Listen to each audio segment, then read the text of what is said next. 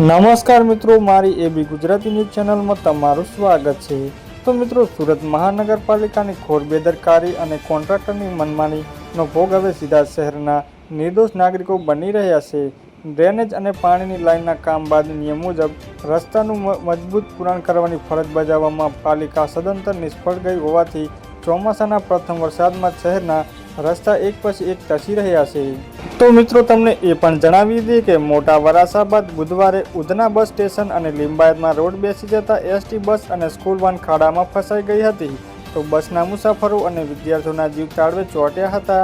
તો દોસ્તો, પહેલા વરસાદ બાદ શહેરમાં ખાડાગ્રસ્ત બન્યું હોય, જવાબદાર અધિકારી કોન્ટ્રાક્ટર સામે આકરા પગલાં ભરવાની માંગણી થઈ રહી છે। તો મિત્રો, સુરતમાં ગઈકાલે પહેલો વરસાદ પડ્યો હતો, તેમાં મોટા વરાસાનો એક રોડ 400 ફૂટ વિસ્તારમાં બેસી ગયો હતો અને મોટા 5 થી 6 ભૂવા પડ્યા હતા। તો આ ભૂવા પૂરવાની કામગીરી પૂરી થાય તે પહેલા બીજા દિવસે ઉધના અને લીંબાદ વિસ્તાર રોડ બેસી જવાની ઘટનામાં લોકોમાં રોષ જોવા મળ્યો હતો।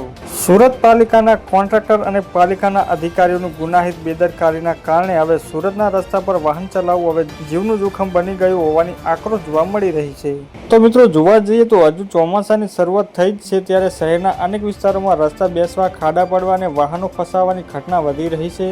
તો નાગરિકોમાં એવી માંગ ઉઠી છે કે માત્ર ખાડા પૂરવાની ઔપચારિકતા કરીને જવાબદારીમાંથી છટકી જવાને બદલે બેદરકારી દાખવનારા કોન્ટ્રાક્ટરોને બ્લેકલિસ્ટ કરવામાં આવે અને તેમની કામગીરી પર આંખ આડા કાન કરનાર જવાબદાર અધિકારીઓ સામે પણ કડક વિભાગીય કાર્યવાહી કરવામાં આવે તેવી માંગણી લોકો કરી રહ્યા છે।